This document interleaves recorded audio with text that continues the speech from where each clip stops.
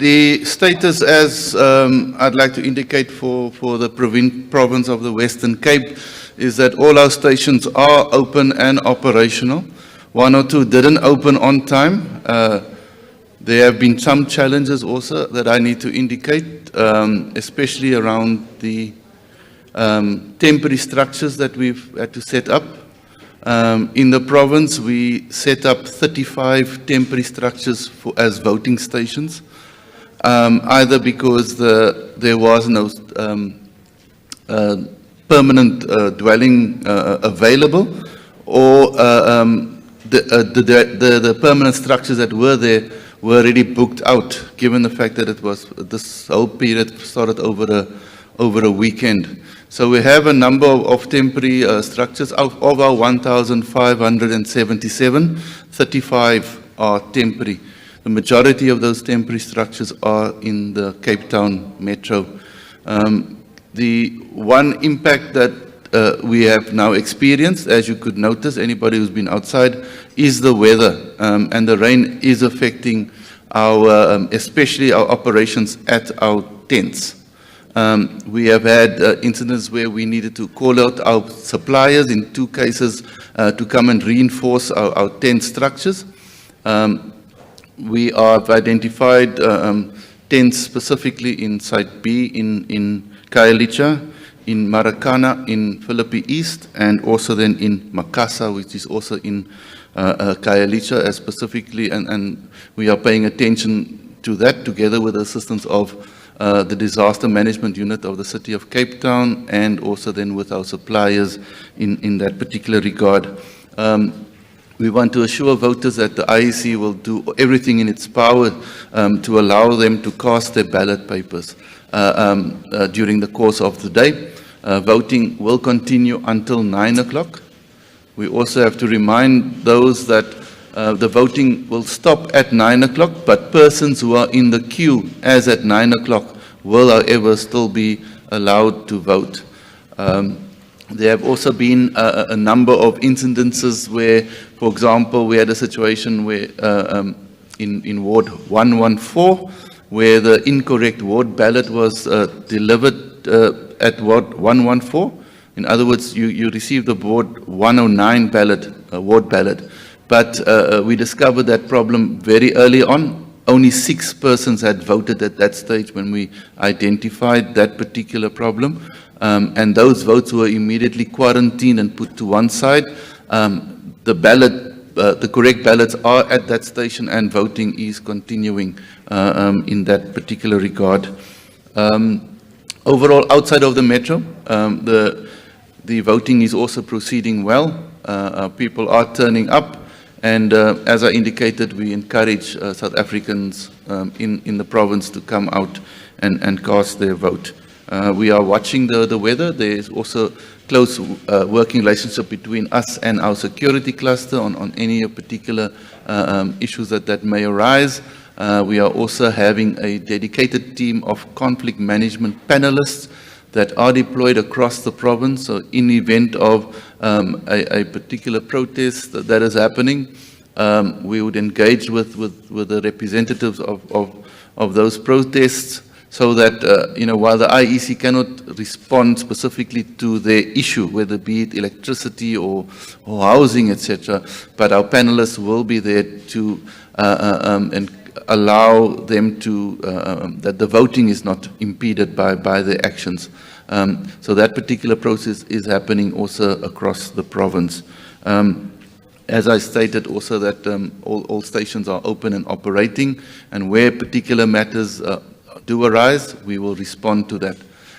We have also just finished a provincial party liaison committee meeting where a number of incidences were reported to us, where, for example, typically, I'll give you one example. Presiding officers will insist that when party agents arrive, that they have the proper accreditation, which a presiding officer will insist that you must have the logo of your party on your authorized letter, which is not necessarily so.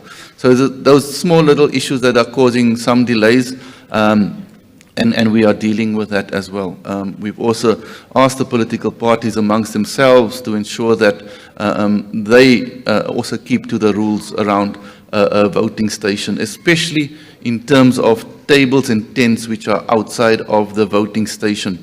Political parties are allowed to have those tables and tents, but those tables and tents mustn't be such that they impede the free access of a voter to the station. At no way should you be waylaying voters who are coming to the station. If a voter on his or own free will wants to come to your party tent, that's fine. But we ask political parties not to redirect voters coming to the station to their particular, to their temporary structure, which is outside of the voting station. That is what I have at the moment, and I will take 10 questions, Trevor.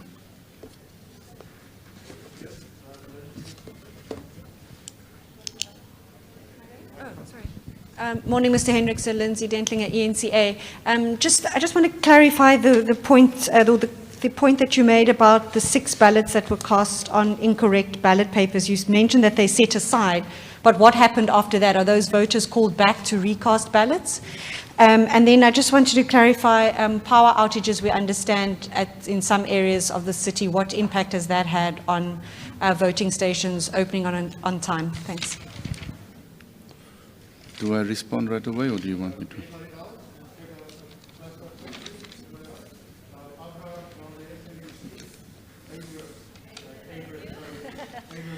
It's Abid of the SABC. The feedback I've got from some of the voting stations, people are concerned that their temperatures are not being recorded as they enter the stations. I know some of them are being, I've seen, but in others they are not. So I just want to know what's happening over there, please.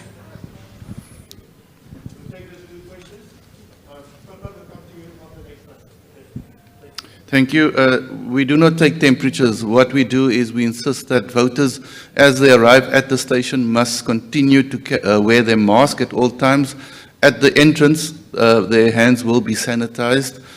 The staff will have also the appropriate PPE. The pen that is used, and yes, there is a pen, there are pens at our stations. As the voter uses it, we do sanitize that particular pen as well. With regard to the issue of electricity outages, we had 2 reports of electricity outages. In the one case, it's in Ward 88, that's at the Lutheran Church, where there was no electricity, and we have been engaging with Eskom and the city with regard to determine exactly what is the cause of that outage of electricity at that particular station. And then we have in Ward 39 at the Methodist Church in Ward 39, there was cable theft. That affects not only our voting station, but the particular area.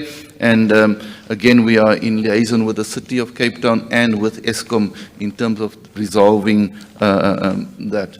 I can also just add, in terms of electricity, all our temporary stations do have generators, but we are working with the city to ensure that we have additional standby capacity if and when that is also required. Thank you. Pippa from Cape Talk. Just a question around special voting. Can you give us any feedback on how things ran with special votes? Particularly, we've had our editor-in-chief wasn't able to cast her special vote because the station closed before 5 yesterday. And then I've just seen a notice on my wards group that a lot of elderly people have been bussed in this morning because they weren't able to cast their special votes yesterday. Can we have some feedback on that process, please? Thank you. Thank you. Oh, yeah, oh, sorry, yes, okay. So with the special votes, that proceeded across the province. It went very well. What we did find is that in cases where our staff arrived at the home, the person wasn't home, and which meant that we had to move on. We could not go back again for that. We also know that in some cases the voting stations would close early, but that they would only be allowed to close early because you have a list of people that can come and vote on a special vote day.